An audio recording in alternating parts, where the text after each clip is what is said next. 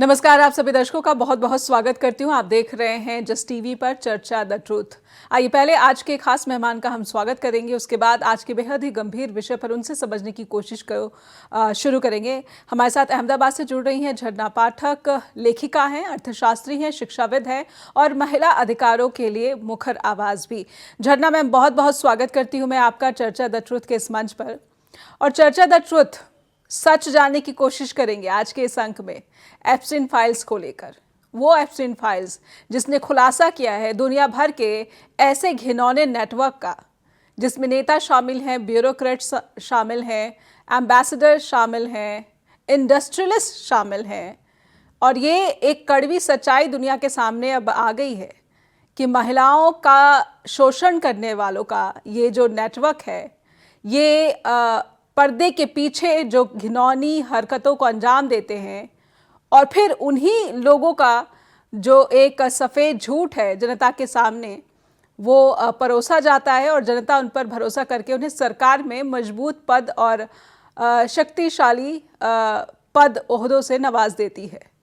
तो मैं समझना चाहती हूँ पहले तो एप्स्टीन फाइल्स का ये खुलासा और भारत में ये जो शोर, विपक्ष का कहूँगी कि सिर्फ, क्योंकि अधिकतर मीडिया तो ये कोशिश कर रहा है कि एप्स्टीन जो थे दुनिया में नहीं रहे, शोषण करने के दोषी जेफरी एप्स्टीन की मौत के बावजूद उनके साथ संबंध रखने वाले और उस घिनौने नेटवर्क का हिस्सा रहे लोगों का खुलासा तो होना चाहिए, ताकि नागरिकों को पता चल सके कि आखिर में महिलाओं के कल्याण और हितों का दावा करने वालों की असली सच्चाई क्या है। तो झरना मैम, हरदीप पुरी पर ये जो शोर हो रहा है, इस पर आपकी टिप्पणी, आपका विश्लेषण मैं चाहती हूँ कि कम से कम भारत एक ऐसे लोकतांत्रिक देश के रूप में दुनिया भर में देखा जाए और पहचाना जाए जो महिलाओं के खिलाफ होने वाले शोषण या फिर अपराधों पर बहुत ही गंभीर देश है, जैसे यूरोपीय देश में हो रहा है, जैसे ब्रिटेन में हो रहा है।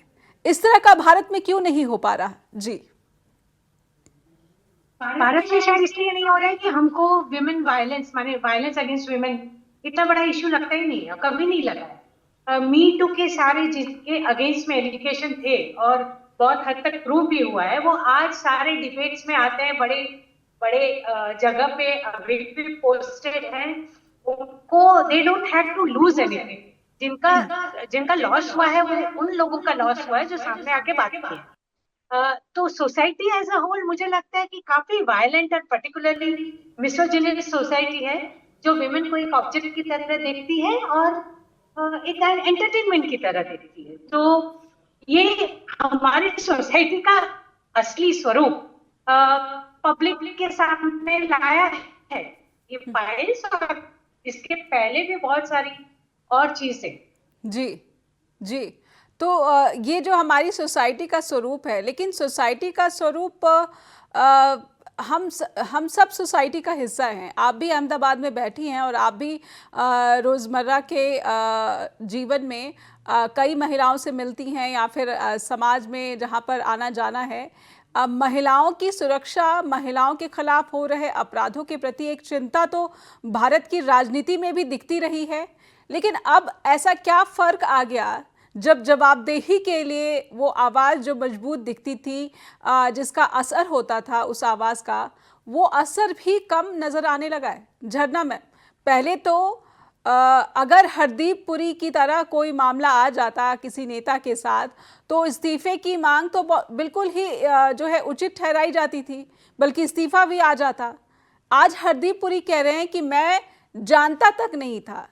सबसे पहले तो मैं समझना चाहती हूँ कि क्या हरदीप पुरी जिस तरीके से आरोपों का जवाब दे रहे हैं कि मैं 8 सालों में 3 से 4 बारी मिला, मुझे उनके अपराध के बारे में जानकारी नहीं थी, क्या ये संभव है किसी भी फॉरेन ऑफिसर का, इंडियन फॉरेन सर्विस के रिटायर्ड ऑफिसर का ये कहना कि जिसके ज़रिए वो सरकार का एजेंडा आगे बढ़ा रहे हैं, मोदी सरकार का एजेंडा आगे बढ़ाना चाहते थे, उसके व्यक्तिगत मामले के बारे में, खासकर 2008 में एप्स्टीन के खिलाफ शोषण का मुद्दा सार्वजनिक हो चुका था, वो दोषी ठहराए जा चुके थे, लेकिन इसके बाद हरदीप पुरी कहते हैं कि उनको इसकी जानकारी नहीं थी। ये कितना उचित लगता है या फिर सच लगता है? ना बिल्कुल सच नहीं लगता, क्योंकि एप्स्टीन का जो he was pleaded guilty in 2008 है ना, और पुरी जी का खुद का ही बयान सुनेंगे तो वो बोल रहे हैं कि वो उनका एक क्या बोलते हैं, एक ईमेल है एप्स्टीन का, जो हम अभी एप्स्टीन फाइल्स में देख रहे हैं। उसमें उसमें वो लिख रहे हैं ना एप्स्टीन को कि जी। आप you are back from your exotic island. That means he is very much aware कि वो आइलैंड कौन सा आइलैंड की वो बात कर रहे हैं, किसके लिए वो बात कर रहे हैं। तो ये जिसको वहां के लोकल्स पीडोफिलिया के पीडोफाइल आइलैंड्स के नाम पे जानते थे, पूरी थी उसको एग्जॉटिक बता रहे हैं। जी। उसके बाद वो वापस नेक्स्ट लाइन में ऐसा लिखते हैं कि हैव फन। तो ये फन किसके बारे में बात कर रहे हैं, क्या है वो आइलैंड में जो फन को वो बता रहे हैं ना। तो नहीं जानते थे वो तो वो नहीं, माने that would be sheer lack of क्या बोलते हैं उसका, उनका उनका एक विजडम पे एक मेजर सवाल है कि आप 2008 के एक्यूज्ड इंसान को आप कैसे नहीं जानते थे, जी। वो भी 14, 15, 16 में, और आप उनके साथ इंटरेक्ट कर रहे हो 17 में और उसके बाद 24 में। तो ये कुछ समझ में नहीं आ रहा है। और पक्का ये जो उनका फिर नेक्स्ट बयान जो वो देते हैं मीडिया में, वो जब प्रेस कॉन्फ्रेंस करते हैं तो ये बोलते हैं हाँ उनके विरुद्ध 2, 3, 4 केसेस थे, so what. Now so what का मतलब ये है कि ही इज नॉर्मलाइजिंग ऑल दो sexual abuse just in the name of development. माने आपका डिजिटल टेक्नोलॉजी और उससे रिलेटेड बिजनेस अगर आ जाए, उसके लिए आप किसी के साथ भी नेटवर्किंग करने के लिए तैयार हैं, तो पीढ़ी भी हो सकता है अकॉर्डिंग टू हिम। तो पक्का जानते हैं और जानने का अभी सब ये सब नाटक हो रहे हैं। बिल्कुल। झरना मैम, क्योंकि वर्तमान में भारत में जो केंद्र में सरकार है, मोदी सरकार, इसके कामकाज का जो तरीका है इस पर सवाल उठते रहे हैं। और मोदी सरकार, बल्कि प्रधानमंत्री नरेंद्र मोदी जब गुजरात के मुख्यमंत्री थे तब भी उनके कामकाज का जो तौर तरीका है उसे लेकर सुब्रमण्यम स्वामी वो गंभीर आरोप लगा रहे हैं। तो थोड़ा सा मैं प्रधानमंत्री नरेंद्र मोदी जब गुजरात के मुख्यमंत्री हुआ करते थे तब उनके कामकाज का क्या तरीका था, तौर तरीका, इसको भी मैं आपके ज़रिए समझने की कोशिश करना चाहूँगी और अपने दर्शकों तक सच पहुँचाने की कोशिश करूँगी कि अभी हमें जो दिख रहा है कि महिलाओं के खिलाफ अपराधों में संलिप्त, जैसा हमने देखा है कि मोदी सरकार में या फिर बीजेपी के जो सांसद रहे ब्रिजभूषण शरण सिंह, उनको भी पार्टी ने जो है बेदखल नहीं करने की जो है वही नीति अपनाई। और राम रहीम को जिस तरीके से पैरोल मिलती रही है बीजेपी ही संरक्षण में, और भी बहुत सारे नाम हैं जो बीजेपी से जुड़े हैं या फिर सरकार से जुड़े हैं। अगर महिलाओं के खिलाफ अपराधों में उनका नाम है तो उनके खिलाफ एक्शन लेने में, बल्कि मणिपुर का भी नाम ले लेती हूँ, एक्शन लेने में सरकार इतनी गंभीर नज़र नहीं आती। महिला पहलवानों का जिक्र मैं क्यों भूल जाऊंगी। महिला पहलवानों ने दिल्ली में जिस तरीके से जंतर मंतर पर धरना दिया और उसके बाद जिस तरीके से उनके पूरे के पूरे आंदोलन को एक गलत और पॉलिटिसाइज राजनीतिक मकसद से किया जाने वाला बताया गया, ये अपने आप में उस सरकार की कार्यशैली को दर्शाता है। तो थोड़ा सा गुजरात में बतौर मुख्यमंत्री नरेंद्र मोदी उनके कामकाज का तरीका या फिर महिलाओं के खिलाफ हो रहे अपराधों पर वो संज्ञान लेते थे या फिर जो उन पर आरोप सुब्रमण्यम स्वामी ने लगाए उस पर आपकी क्या टिप्पणी, आपका क्या विश्लेषण। एक छोटे से ब्रेक का इशारा हो रहा है। इससे पहले कि मैं आपके पास लौटूं, एक ब्रेक के लिए रुकेंगे। चर्चा द ट्रुथ में दर्शकों से अनुरोध कि जुड़े रहिए आप जस्ट टीवी के साथ। लौटते हैं इस ब्रेक के बाद। फिर से स्वागत है आप सभी दर्शकों का। आप देख रहे हैं चर्चा द ट्रुथ। हमारे साथ अहमदाबाद से जुड़ी हुई हैं झरना पाठक, सोशल एक्टिविस्ट। महिलाओं के खिलाफ अपराधों को बहुत ही संजीदगी से आप अपराधियों को सलाखों के पीछे या फिर पीड़ितों को न्याय दिलाने की कोशिश करती आ रही हैं। झरना मैम, थोड़ा सा गुजरात में जो बीजेपी सरकार बनी रही, बल्कि अभी भी गुजरात गढ़ है, मैं प्रधानमंत्री नरेंद्र मोदी के बारे में सुब्रमण्यम स्वामी बहुत ही अनर्गल आरोप मैं कह सकती हूँ कि लगा रहे हैं, लेकिन क्या ऐसा कुछ है जिसे हमारे दर्शकों को जानना ज़रूरी है, जिससे ये समझ में आ सके कि मौजूदा सरकार किस नीति पर आगे बढ़ती है या फिर अपनी अपनी जो योजनाएं हैं, अपने जो अभियान हैं, उनको अंजाम तक पहुंचाती है?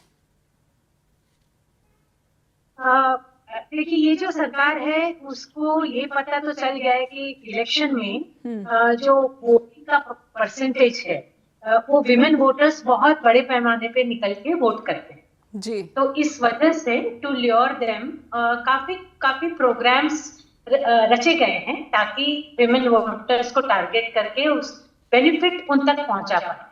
That is the positive side of this government. ठीक है। और ये पर्टिकुलर गवर्नमेंट का ऐसा भी है कि लीकेजेस बहुत कम है, इन सेंस सब कुछ टेक्नोलॉजी ड्रिवन है।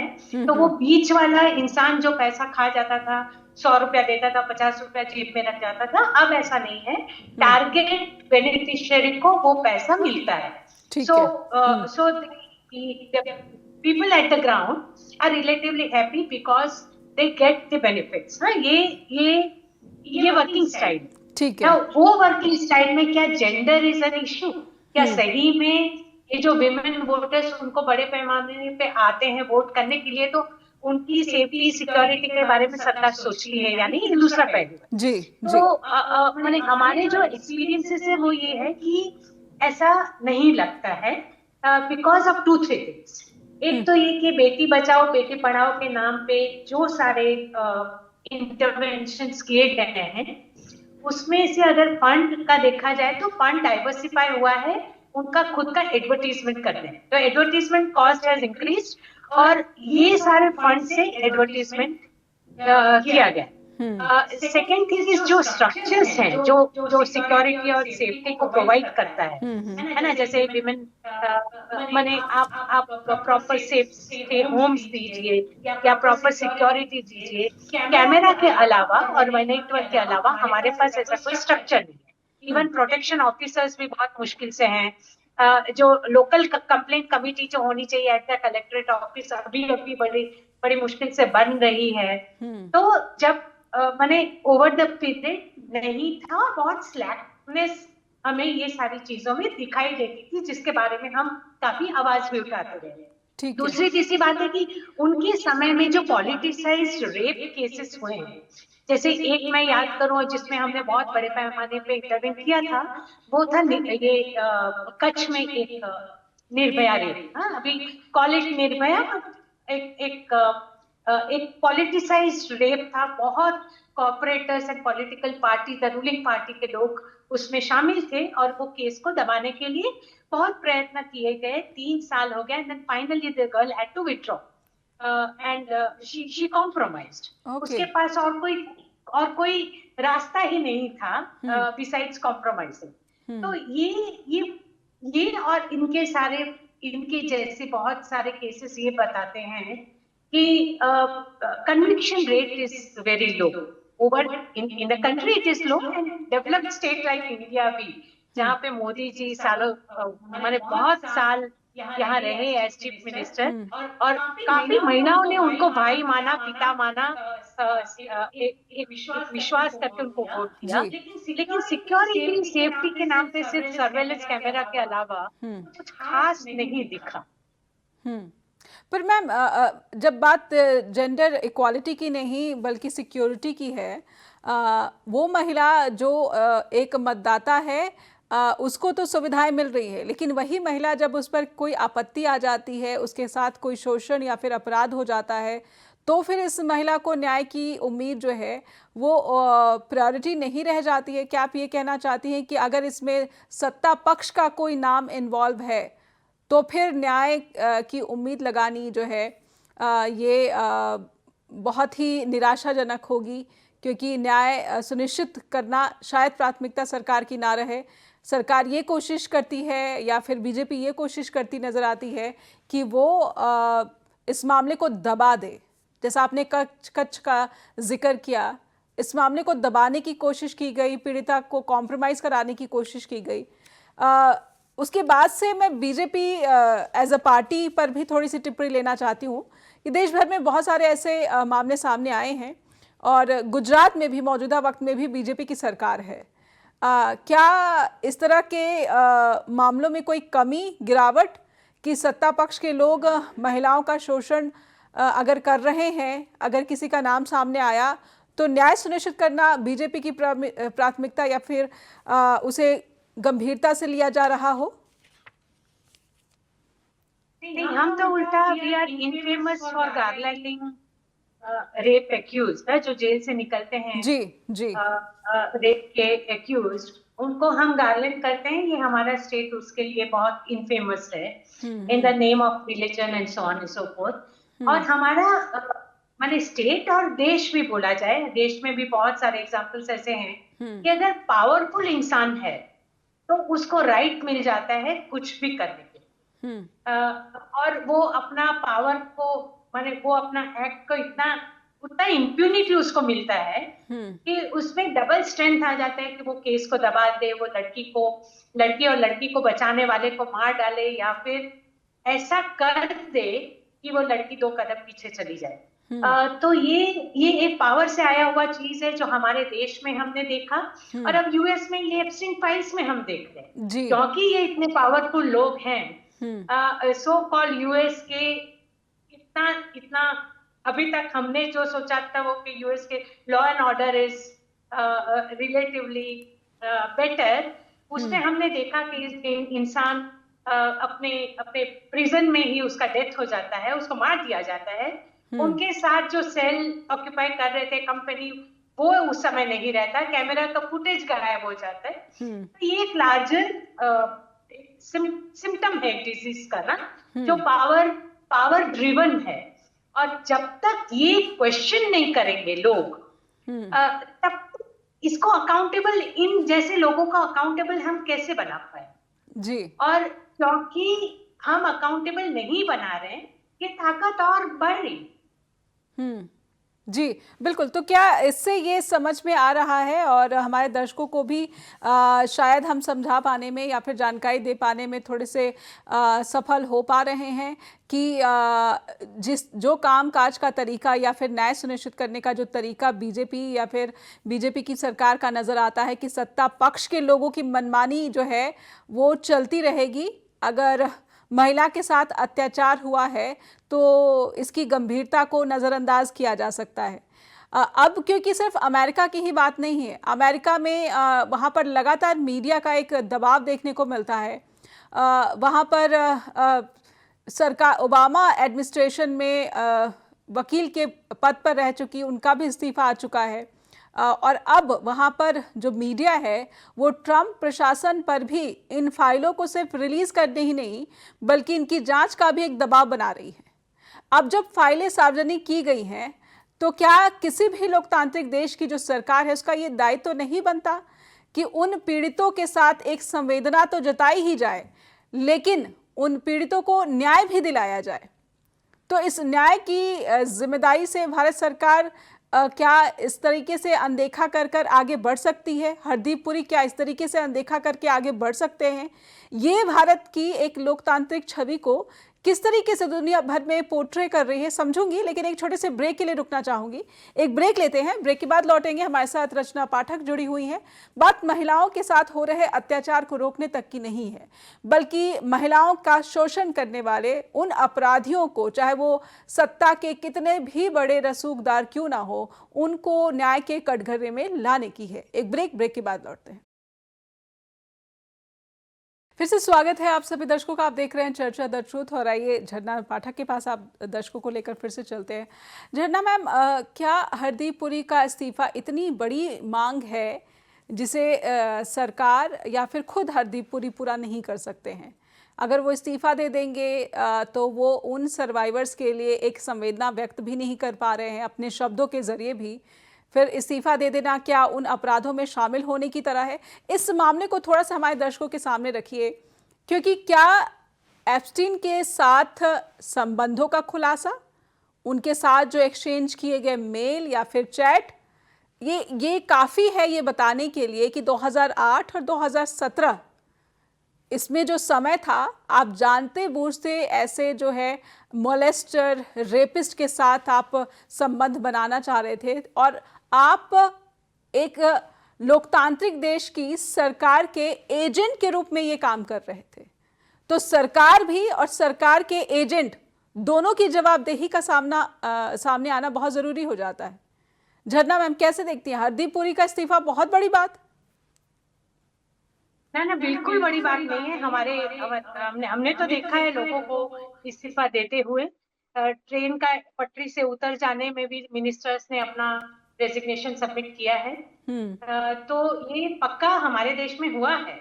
लेकिन आपको अगर मैं याद कराऊं तो हमारे जो डिफेंस मिनिस्टर हैं उन्होंने बोला था कि हमारे पार्टी में इस्तीफा इस्तीफा नहीं दिया जाए। तो अगर ये बात सही है तो ये इस्तीफा नहीं दे। they will they think that they are not accountable for the act.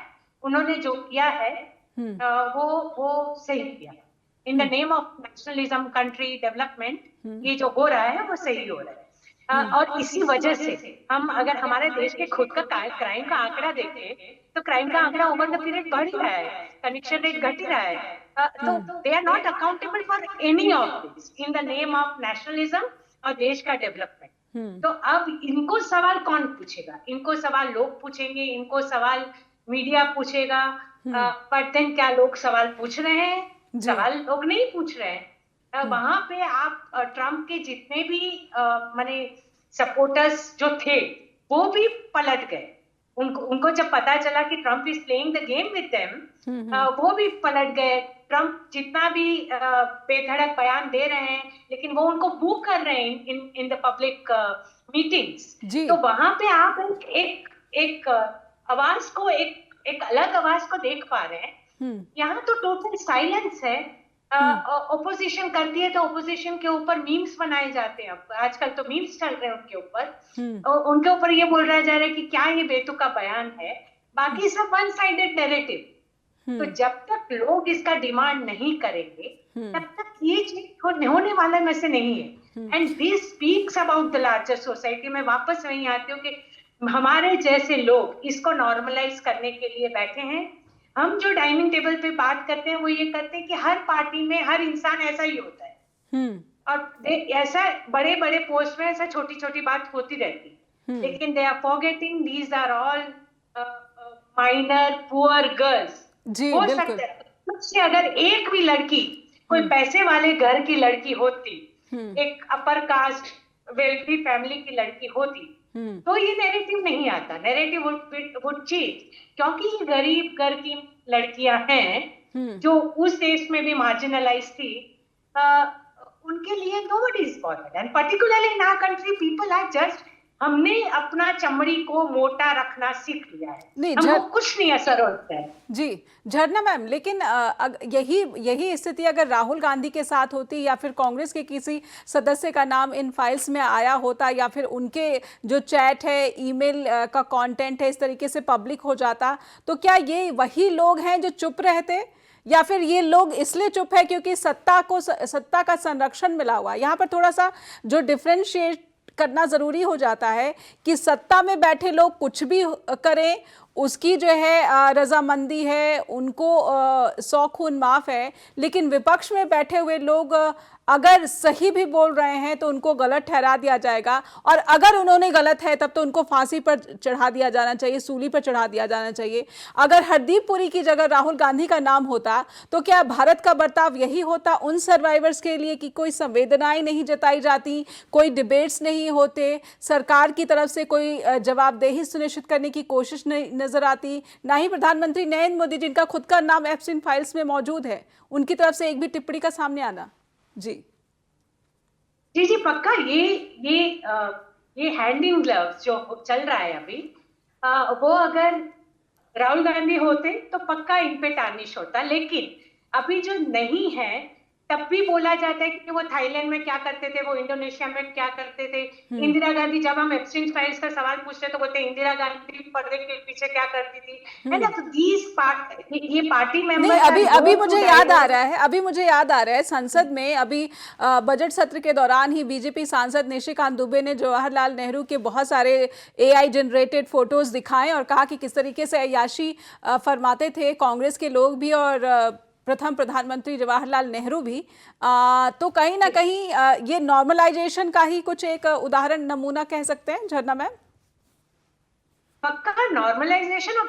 बिल्कुल बेशर्मी, sorry to use this word, but then बिल्कुल they are not, they think that they are not accountable for any of this. वो करेंगे सीना चौड़ा करके जो करना है, माने ऐसा एक्ट अगर ग्रूसम भी है तो they'll all go for it. And ये पावर इम्प्यूनिटी का हम बात करें, क्योंकि इनके पास इतना पावर है, they are using this to justify all acts which are not supposed to be justified. उसमें फिर हमारे बहुत सारे इंस्टीट्यूशंस हैं, वो अगर कॉम्प्रोमाइज हो जाते हैं तो उनकी वजह से, that is what the narrative is all about.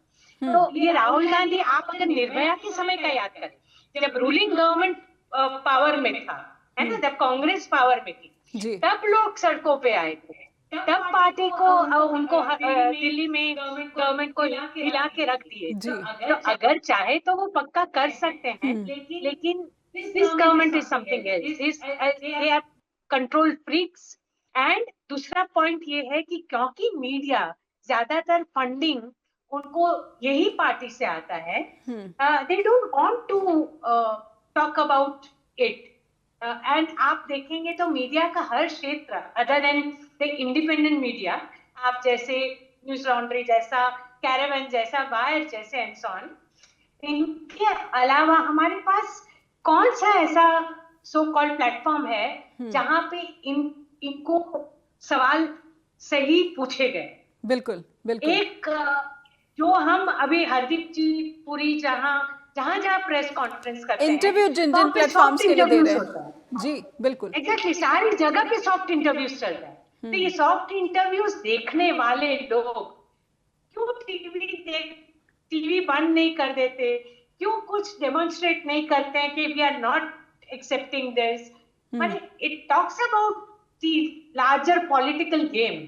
और इसमें कुछ ज्यादा, माने अब मुझे अदर देन माने विमेन राइट्स का तो भूल ही जाना. इनके लिए women are just object to for entertainment and nothing else. या तो वो देवी है या तो वो एंटरटेनमेंट की ऑब्जेक्ट है. Other than that she has know stand in this society. पर झरना मैम, हम बात देखा जाए तो आधी आबादी की कर रहे हैं. अगर दुनिया को छोड़ दिया जाए, भारत में भी भारत की आधी आबादी के बारे में सरकार का क्या रुख है, क्या सोचना है, किस तरीके से उसके न्याय के लिए जो है उसे प्राथमिकता देनी है, हम उसकी बात करें, उस आधी आबादी की बात करें.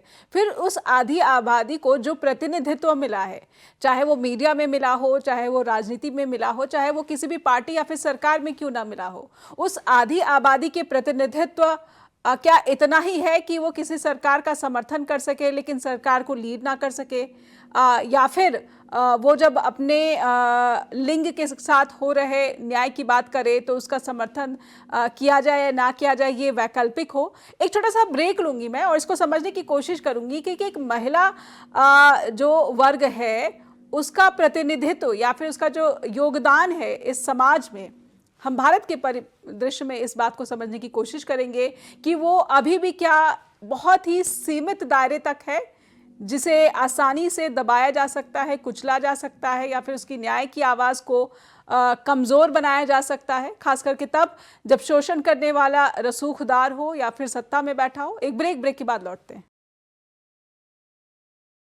फिर से स्वागत आप सभी दर्शकों का. आप देख रहे हैं चर्चा द ट्रूथ और एप्स्टीन फाइल्स और इसके कारनामों के साथ जिन जिन लोगों के नाम जुड़ रहे हैं. पूरी दुनिया में महिलाएं उन लोगों को न्याय के कटघरे में देखना चाहती हैं और उन सर्वाइवर्स, उन पीड़ितों को न्याय की उम्मीद लगा रही हैं. लेकिन भारत में इस फाइल से जुड़े जो नाम है वो संवेदना तक व्यक्त नहीं कर रहे हैं. तो क्या भारत की सरकार की जो अंतर्राष्ट्रीय छवि है इससे धूमिल नहीं होती है? और अब वो भारत जो इसी महीने फरवरी में ही AI समिट करने जा रहा है, दुनिया के तमाम बड़े देशों के राष्ट्राध्यक्ष पहुंच रहे हैं, तो फिर उसके सामने उस छवि को चमकाने का एक तरफ से प्रयास, लेकिन दूसरी तरफ से जो उसकी लोकतांत्रिक छवि है, उसकी महिलाओं के प्रति जो संवेदनाएं हैं, नजरिया है, उस पर जो सवाल उठ रहे हैं, उसकी जवाबदेही सुनिश्चित करना क्यों जरूरी नहीं समझा जा रहा है. हमारे साथ झरना पाठक जुड़ी हुई हैं लगातार. झरना मैम, बहुत ही महत्वपूर्ण हो जाता है जब पूरी दुनिया आपके ताकत को, आपकी छवि के बारे में जानने को उत्सुक है और फिर आप पर ये सवाल उठ रहे हैं। ऐसे में सरकार कैसे बच सकती है और क्या इसका अंतर्राष्ट्रीय स्तर पर जो भारत की लोकतांत्रिक छवि है या फिर भारत का जो महिलाओं के प्रति सम्मान है या फिर नज़रिया है, इस पर सवालिया निशान नहीं उठता? पक्का उठता है, लेकिन ये तो लास्ट एटलीस्ट 5 साल 5 10 साल के आंकड़े जेंडर गैप देखें, आप जेंडर इक्वालिटी गैप देखें, उसके आंकड़े में हम नीचे के कंट्रीज के साथ खड़े हैं।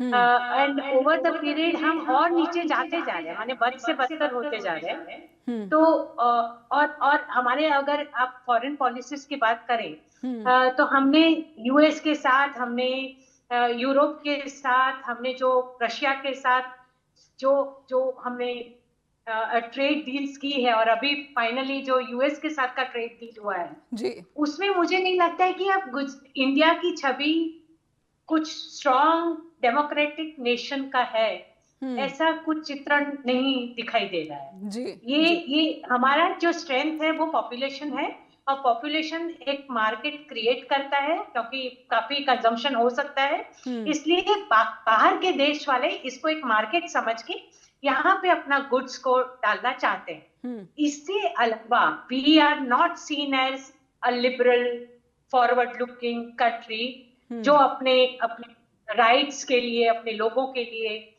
लड़े।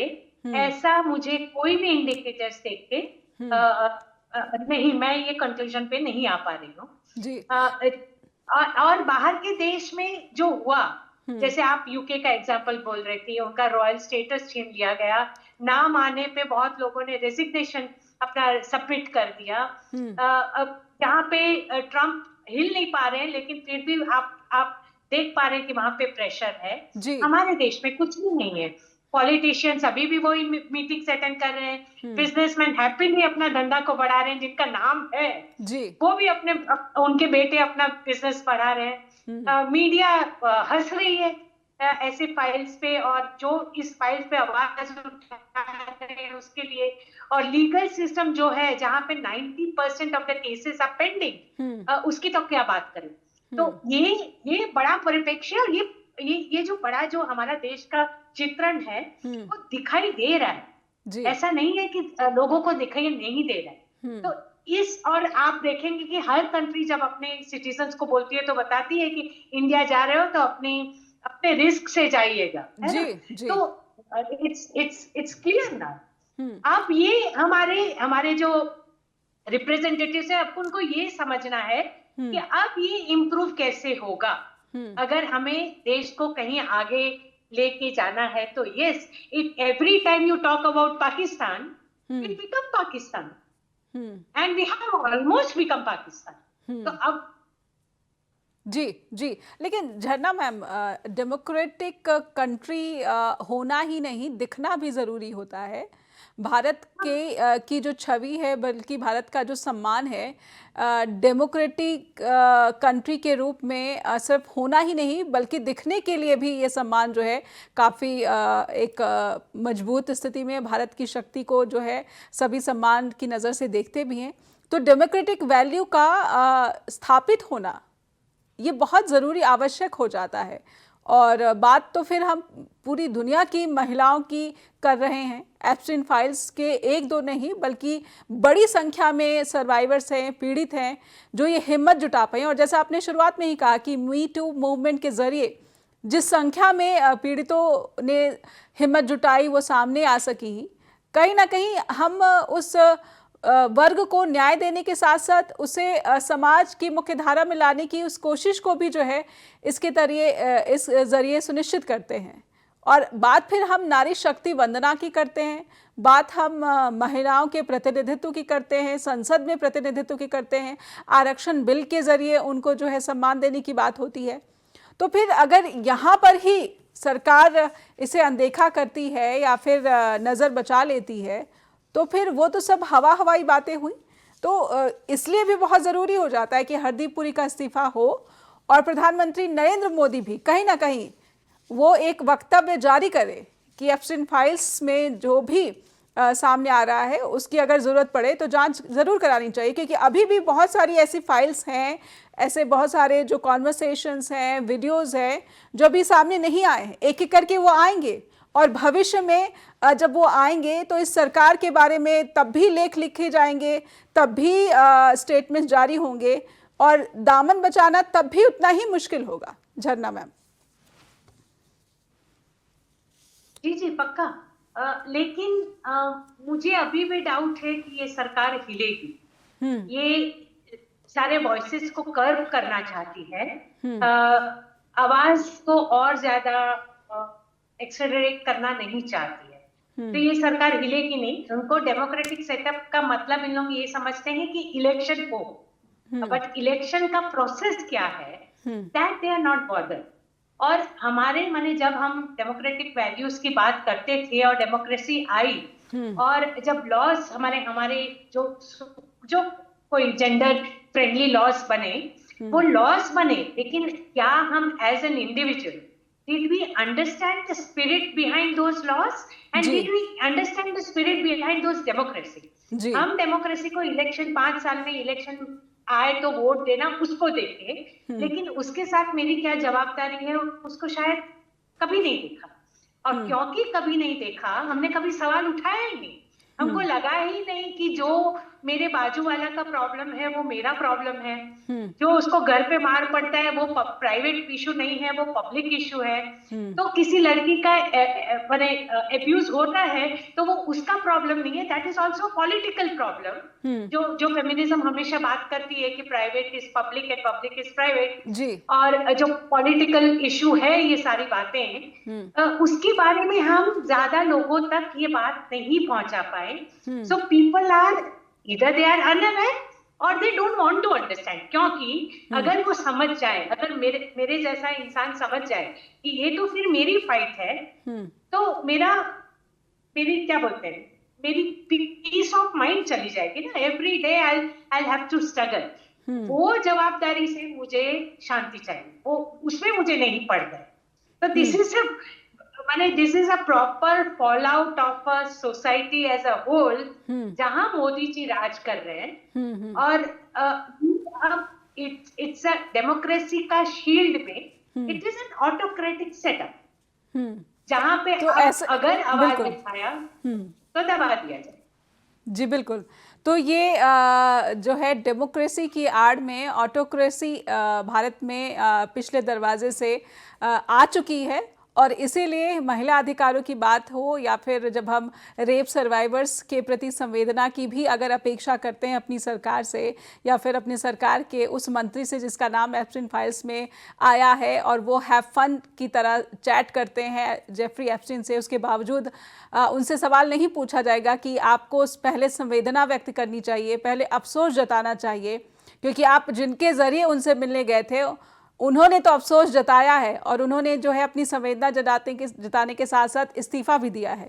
लेकिन हरदीप पुरी को इसमें कुछ भी गलत नहीं लगता है, क्योंकि वो सरकार की तरफ से कोशिश कर रहे थे पावर ब्रोकर के ज़रिए कि भारत के संबंध जो है और पावरफुल बनाया जा सके। बहुत बहुत धन्यवाद करना चाहती हूँ झरना मैम, आपका समय आपने हमें दिया और चर्चा द ट्रुथ के प्लेटफॉर्म पर आए। बहुत बहुत आभार। और अपने दर्शकों से एक निवेदन कि आप जेफरी एप्स्टीन और भारत में हरदीप सिंह पुरी के इस्तीफे की जो मांग हो रही है उस पर क्या राय रखते हैं, हम तक लिखकर ज़रूर पहुंचाएं। info@justbroadcasting.com या फिर neha@justbroadcasting.com पर भी आप ईमेल ज़रूर पहुंचाएं।